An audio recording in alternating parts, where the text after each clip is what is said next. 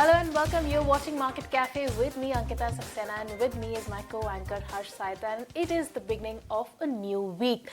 But before we begin with the rest of the news flow and the global handover that has come in, we will take you through the news that has shaken the country and the world perhaps. Restoration work is underway in Balasore after the horrific train tragedy that left 275 people dead. The Howrah-bound train crashed with the capsized bogies of the Coromandel Express, which had collided with a stationary freight train seconds earlier. The first train on the section where the accident happened, in fact, started its journey at around 10:40 p.m. on Sunday, 51 hours after the horrific crash, officials said. Now, downline restoration is complete. First train movement in section, tweeted Ashwini Vaishnav. Meanwhile, in an unusual move, the centre on Sunday announced a CBI probe into the rail accident in Odisha as the railway's preliminary investigation signalled out interference with the electronic interlocking system and points which ensure safe movement of trains as the root cause of the crash. The Railway Ministry ruled out any fault of the loco driver of the Coromandel Express and the failure of signals. Though the decision to bring in CBI points to suspicious of criminality, Railway Minister Ashwini Vaishnav and the Railway Board did not mention sabotage. Listen in to what the ministers had to say. सबने मिलके तुरंत rescue का काम चालू किया था। Rescue के साथ साथ रेस्टोरेशन का काम रेस्क्यू कंप्लीट होते होते रेस्टोरेशन का काम भी साथ चलने लगा और अभी जिस तरह से तेज़ी से काम चल रहा है, 2 लाइन करीब जो मेन लाइन है उसमें पटरी का काम कंप्लीट हो गया है, ऊपर बिजली के तार का और बाकी सब चीज़ों का काम चल रहा है। सब जगह पेशेंट्स के साथ भी जिस तरह से उनकी अच्छी चिकित्सा की सुविधा हो रही है वो भी देख के आए और सब जगह प्रयास ये चल रहा है कि देश भर में जहाँ से भी पैसेंजर्स आए थे जो इस दुर्घटना में रहे अनफॉर्चुनेटली, उन सब के परिवारजनों के साथ संपर्क करने का भी रेलवे के जरिए से राज्य सरकारों के साथ मिलके पूरी तरह से उसका प्रयास भी चल रहा है।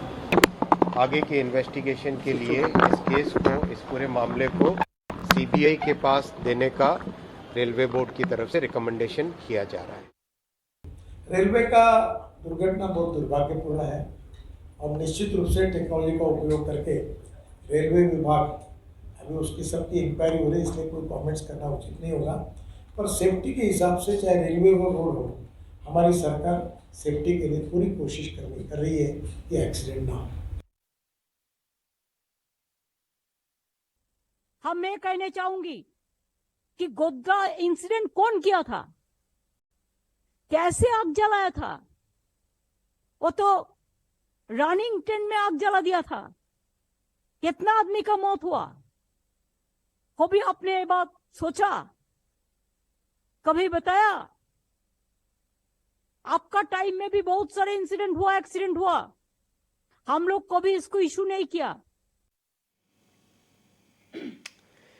Right, that's a tough one to digest, but we'll quickly move on to markets. So let's first take a quick check of how global markets are doing, and generally Ankita does that for us, which will give us, the start or a good cushion as to where global cues are taking us early today morning and early this week as well, Ankita. So talk to us about where global markets are. That's right, Harsh. So, on Friday, 2 things happened. A, the markets rallied and so did the bond yields. Now, the debt ceiling talks have finally come to an end, and the debt ceiling and the spending has been raised for the next 2 years. So, of course, the market rallied on the back of that, but the yields also rallied because a strong labor market data came out, which, of course, signals towards an increase in the rate hike because of the strong labor market that the US is currently seeing. So, on Friday, Dow Jones Industrial Average was up a good 700 points. The S&P 500 was up 1.4% and the Nasdaq was up 1% in trade. Now, the Treasury yields also rose as well as the markets digested both the strong jobs number and, of course, the debt ceiling news that came in. But the very fact that, the labor market is pretty strong, is signaling towards a rate hike which is due on the 13th and the 14th of June, and the market is penciling in is a quarter point interest rate hike.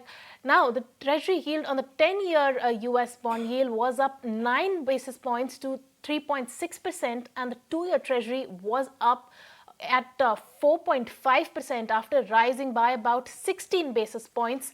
Now, the US economy continued to crank out jobs in May. Now, the numbers came out on Friday with non-farm payrolls surging more than expected despite multiple headwinds. Payrolls in the public and the private sector increased by 3,39,000 for the month, better than the expected 1,90,000 according to Dow Jones estimates. And this marked the 29th straight month of positive job growth. Of course, this is penciling towards a very robust labor market in the US despite the rate hikes. Now, the unemployment rate rose to 3.7% in May against the estimate of 3.5%, even though the labor force participation rate was unchanged. Now, the jobless rate was the highest since October 2022, though still near the lowest since 1969. Let's look at the European markets now. The European stock markets also closed higher on the back of the news that came in from the US about the debt ceiling conclusion.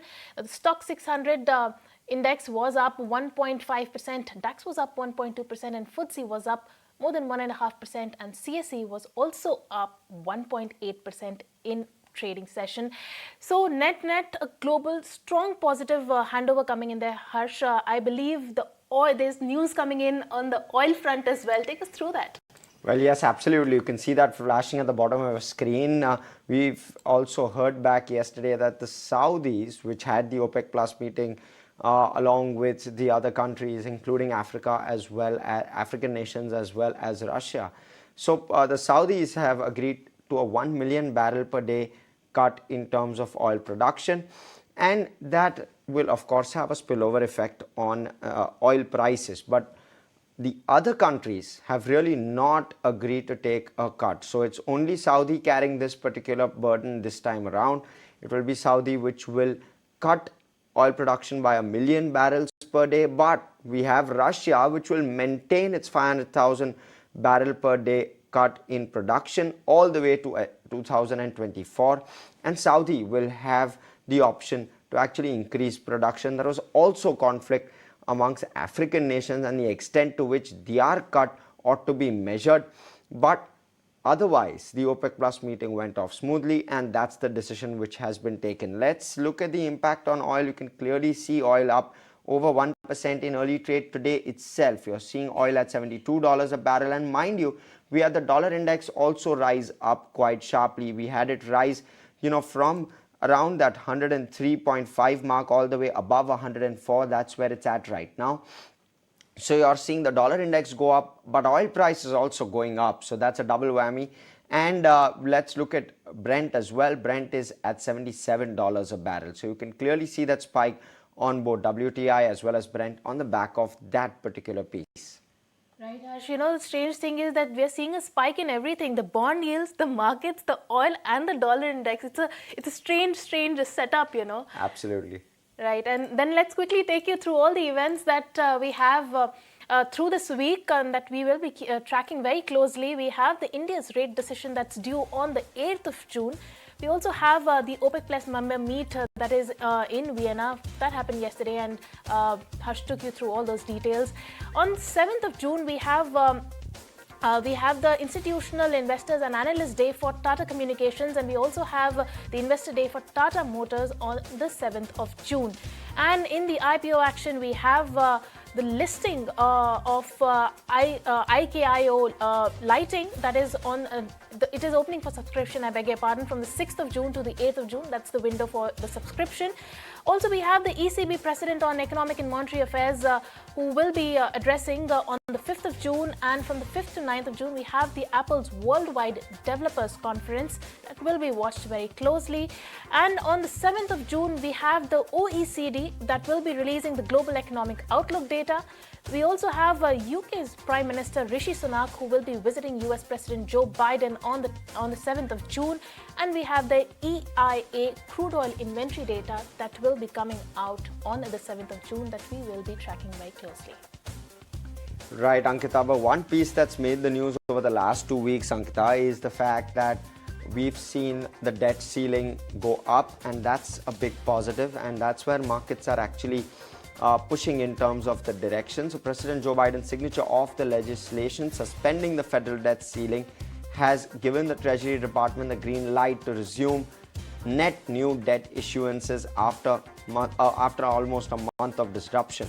After nail-biting negotiations, both the Senate as well as the House of Representatives passed a bill this week that suspends last week, that suspends the government's $31.5 trillion debt ceiling. And shifting focus to some important macro cues, the US economy continued to crank out jobs in May, with non-farm payrolls surging more than expected despite multiple headwinds. Payrolls in the public and private sector increased by 339,000 for the month, better than the 190,000 Dow Jones estimate, and it marked the 29th straight month of positive jobs growth. Right. And keeping our focus on the macros, right, you have equities to commodities. OPEC Plus and allies have kept the planned production cuts for the year unchanged. This as well as Saudi Arabia announcing a further voluntary cut. OPEC Plus also announced that it will limit the combined oil production to 40.46 million barrels per day over the January to December 2024 period. Meanwhile, Riyadh will implement an additional voluntary 1 million barrel per day cut starting this July. So a month to go for that, but a 1 month cut in terms of the oil production. And JP Morgan raises its 2024 growth forecast for India marginally from 5% to 5.5%. This comes after the latest GDP data shows that the Indian economy accelerated 6.1% in January to March quarter. However, it still remains cautious on the country's growth prospects for next year. Right, and sources suggest that Airbus is closing in on a record deal to sell 500 narrow-body jets to India's budget carrier Indigo. The European plane maker has emerged as the front-runner for an order eclipsing Air India's historic provisional purchase of 470 jets in February. Airbus and Boeing are also competing in talks to sell 25 wide-body jets to Indigo. And well, is Sensex at 1 lakh a possibility soon? Well, the biggest market veterans believe so, including Chris Wood, Shankar Sharma, Nilesh Shah and Mark Mobius. Listen into what they had to say. Yeah, that to me is very reasonable. Yeah, I would be disappointed if the Sensex had not touched 100,000 5 years from now. I'm absolutely certain it will reach 1 lakh. Now, whether it happens in 4 years or 6 years, frankly, is really a meaningless debate.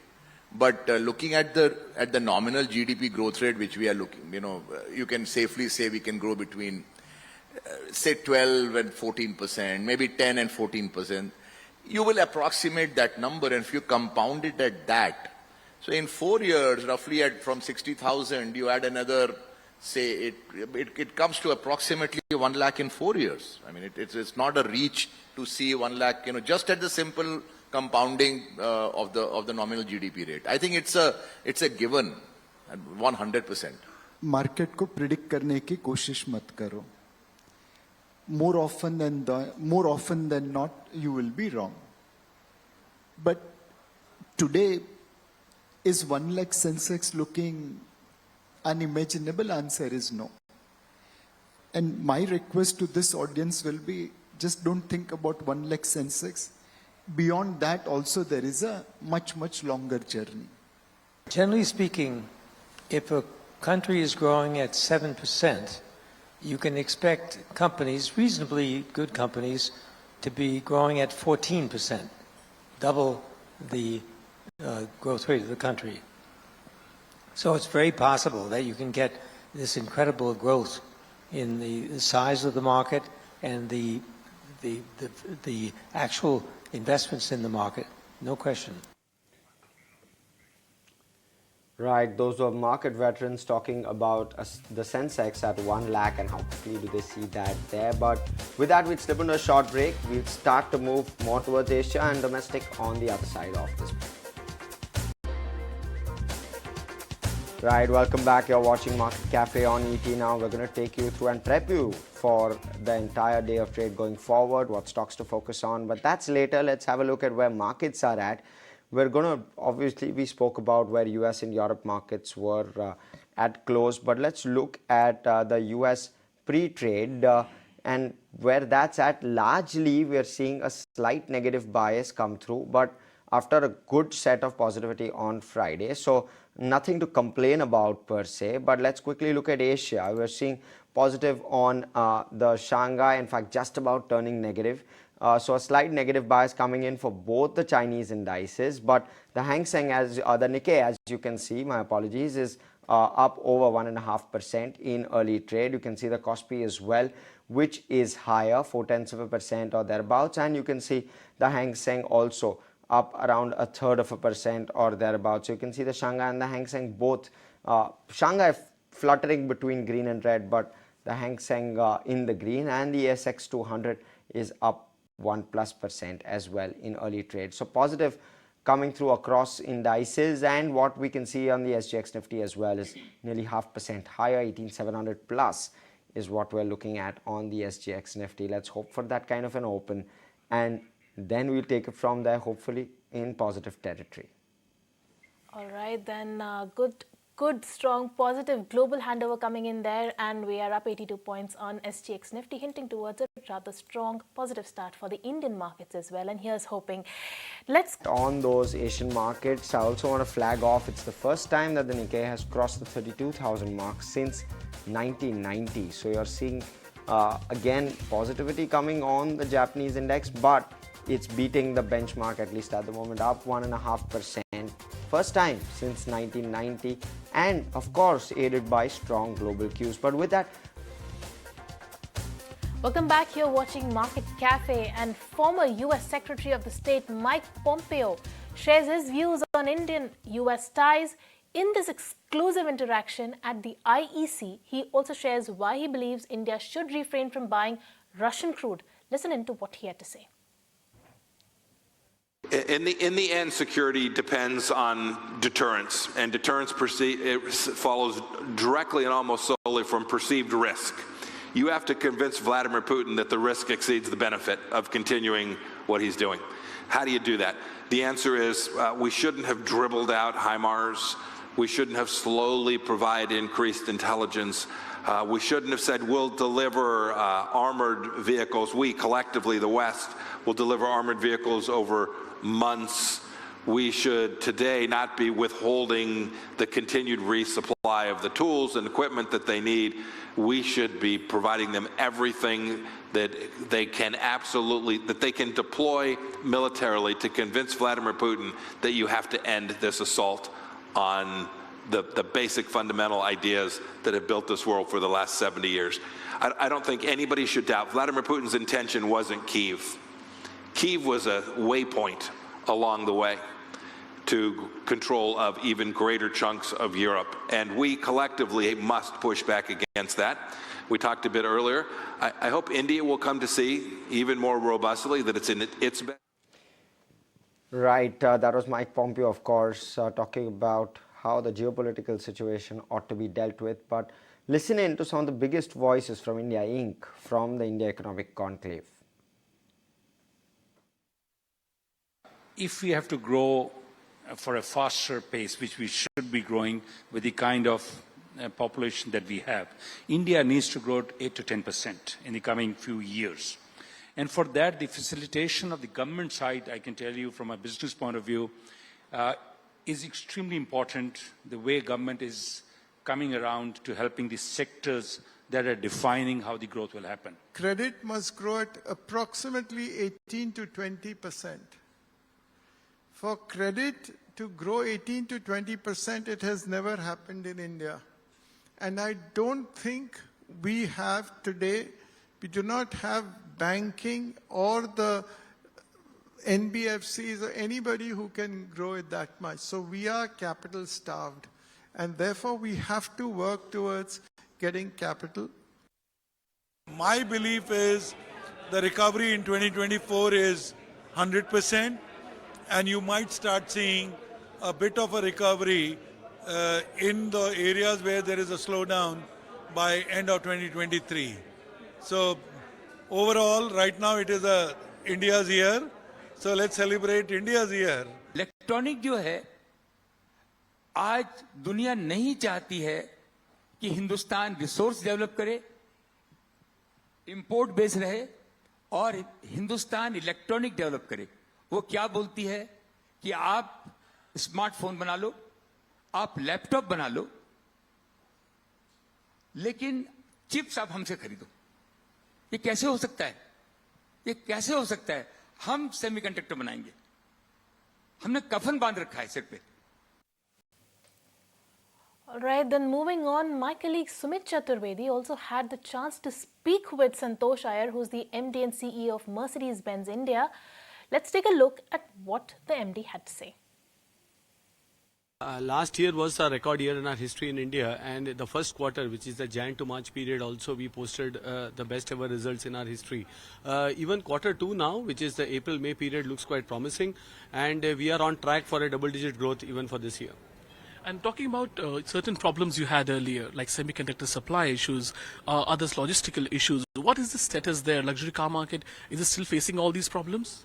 Yeah, for sure. I can only compliment my supply chain and production colleagues for really getting the cars out for our customers because there are a lot of challenges. On one side, there is semiconductors, which has now eased off a bit, but more importantly, getting the components on time. We have new challenges every month. Also, delays in shipping and components, those still continue. So we don't expect this to change till end of the year. And India's GDP numbers are out, recent ones, and it's quite heartening to see India's growth story. Going forward also, it's going to maintain momentum.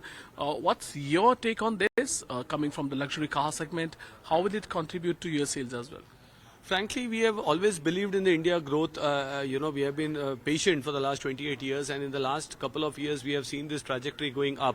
Apart from the absolute growth, what's also remarkable is the composition of the luxury car market, or more so for Mercedes-Benz. So, for us, we are seeing not only overall growth, but also growth in the 1 crore plus segment, where 25% of our portfolio today is the top-end cars. And that actually shows the maturity of the luxury car segment, maturity of the customers' profiles, who are coming, they are buying high-end luxury cars and just not entry-level cars as such. So I think this is a very big shift. On the other side, we are also seeing a lot of consumers now, new customers coming first time into the luxury car segment. So if this trend continues, we are sure this segment will grow leap and bounds in the coming years. And we have seen price pressure on you over the last few months. You have increased prices of the cars. Going forward, any plan to increase the prices further? Well, one of the reason for us is also the forex. The exchange rate, it used to be in the region of 80s, 82s. Now it's at 91. So we had to take 2 price increases this year, one in Jan, second in April. If there is no softening of the euro or the rupee doesn't become stronger, then we have to continuously look into this aspect. But we also understand that it's getting increasingly expensive. We need to balance this. So we are having a close look, and we are looking at the forex movements right now. Right, with that we'll slip into a short break. We'll go stock specific on the other side, so do stay tuned.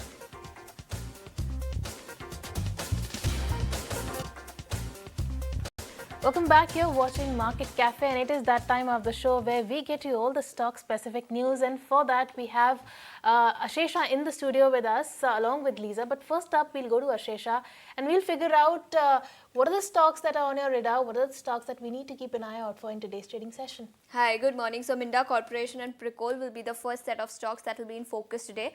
First up, we'll talk about Minda, and that is because Board of Directors have considered and approved proposal for raising funds of up to 600 crores. This will be done with a combination of debt as well as equity. They say they've also confirmed that no prior approval of Competition Commission of India or CCI was required for acquiring shares of Pricol Limited. On the other hand, Pricol will also be in focus, and that is because promoters have acquired additional shares in the company. They have acquired 1.38% stake on Friday. Pricol management, remember, had earlier told ET Now that they will not allow any hostile takeover of the company. So on account of these developments that have taken place, both of these counters will be in focus today. Moving on to Wipro, then record date for the buyback has been announced. It has been fixed as June 16. Remember, buyback price has been fixed at 445 rupees per share, and it is a 12,000 crore buyback. So on account of record date being fixed, Wipro will also be in focus today. Moving on to Biocon, then, where US FDA conducted a surveillance and pre-approval inspection of oral solid dosage formulations manufacturing facility in Bengaluru. This was done on the 2nd of June, and the company has not received any observations from US FDA. So on the back of this, Biocon will also be in focus today. Moving on to Zydus Life, yet again in focus on the back of US FDA action, and this is because they have received 0 observations from US FDA for group's animal health drug manufacturing facility in Ahmedabad.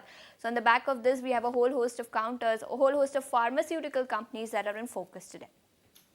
Right, and sticking to pharma majors, both Lupin as well as Indico Remedies will be in focus today, while Lupin will be in focus on the back of a new launch announcement. Indico Remedies will be in focus as it has received official action indicated status by the US FDA for its Goa plant. Somit joins in with the news flow on both of those. Well, firstly on Lupin, they have launched the Darunavir tablet in the US market. Now this tablet has been launched in 2 different strengths, that is 600 mg and 800 mg, and this will be positioned against the generic equivalent of Prezista tablets that has been product by there's a product of Janssen products. Now Darunavir is taken in combination with other medicines for HIV, and it reduces the amount of HIV in the blood cell, and the estimated annual sales of these 2 strengths, that is 600 mg and 800 mg, stands at close to $308 million in the last 12 months, and analysts also believe that Lupin has around 180 days of exclusivity on both this strengths of the product, and post the exclusivity period there will be 4 other companies, that is Cipla, Dr. Reddy, Teva and MSN Labs, which could launch this product if they get the US FDA approval for these 2 strengths. Now beside the 600 mg and 800 mg strength, Lupin is also a joint FTF along with Mylan on other strengths also, that is 400 mg, 300 mg, 150 mg and 75 mg. Now joint FTF, that is first to file, refers to drug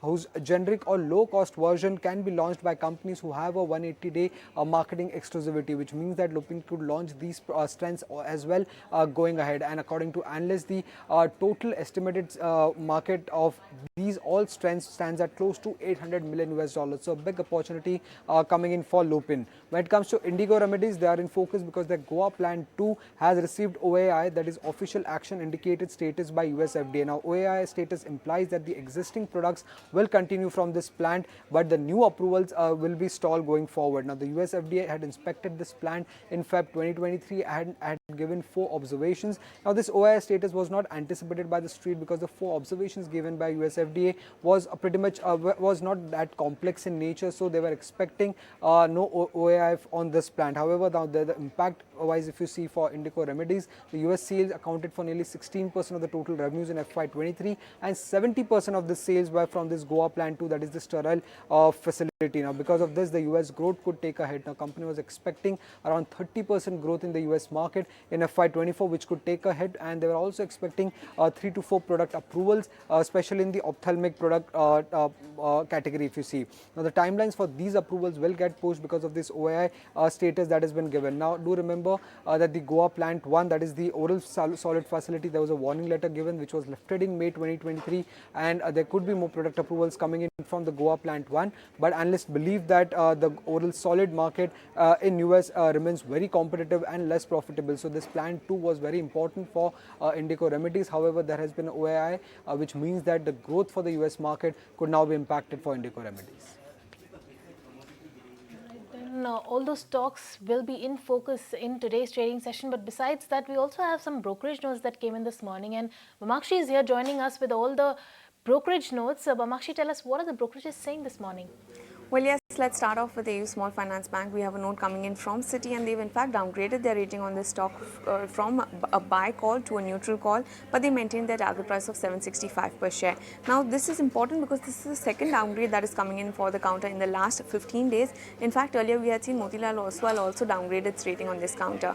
The NII growth for this counter is expected to be at 22%, but the yield improvement is unlikely to be meaningful. Credit costs are expected to normalize going ahead, and the overhead costs are expected to remain elevated on the back of investments as well as higher business volumes. So given these positive factors, there is a downgrade coming because the valuations are not looking quite attractive and the upside levers are quite limited. Apart from that, we also have Vedanta as well as Hindustan Zinc on our radar. We have a note coming in from JP Morgan, and they believe that a sharp decline in LME zinc prices is driving a 23% EPS cut for FY24 as well as FY25.